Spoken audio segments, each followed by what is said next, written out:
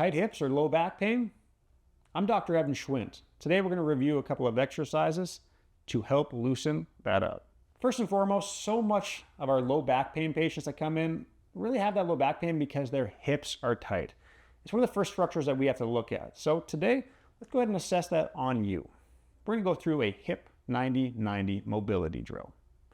First off, we're going to be sitting in this 90-90 position. What you want to do is ideally try to get both of your sit bones, both your butt cheeks on the ground as neutral as possible. Right? Typically, we're kind of more in this position, so we want to sit down as best you can. Now, you're not going to be able to get them both to be equal, but do your best to stay neutral.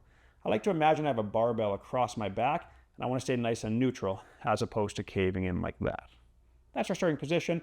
In this situation, you're probably going to feel a pretty good amount of tension through your left hip complex. So now let's demonstrate what this exercise will look like from start to finish, and then I'll break it down.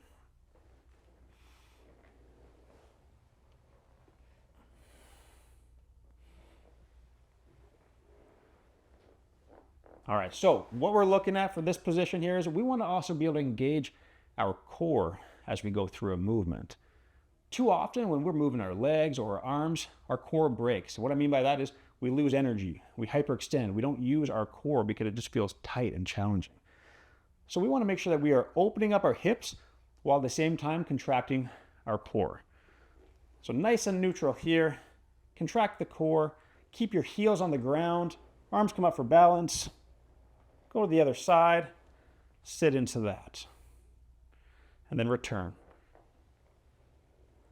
Heels staying on the ground, trying to keep your chest up, almost like imagining like you have a glass of water on the top of your head. Now let's say you're in this position and you're already going, okay, this is way too tight. Maybe you're feeling knee pain.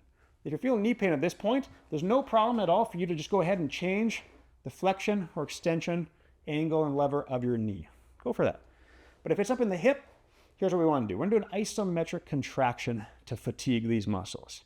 So in this position, I'm going to be compressing the bottom part of my shin, the inner shin, down to the ground as hard as I possibly can. So with that also comes the inner part of my foot. As hard as I possibly can. Shaking for 10 seconds, maximal contraction, really fatiguing this muscle. Then I'm going to let go of it. Good chance if you're incredibly tight that you're going to get a cramp right now. Now from that position, I pin my knee down and I'm going to lift my foot up. So we just created mobility, but now we need to use it. So then it looks like this. I load onto my other hip and I lift up as much as I can. You'll see very quickly too, you may get a cramp from that, very common as you get used to this movement. That's also going to show you that you got some work to do in your hips. That may be contributing to some low back tension or pain. So stay down 10 seconds as hard as you can. Then you're going to get up, lift up as high as you can. Your foot's going to feel like a ton. Hold that for 5 seconds. Slowly let it go back down. And do that for about 10 reps. Then you're going to start to feel some more mobility.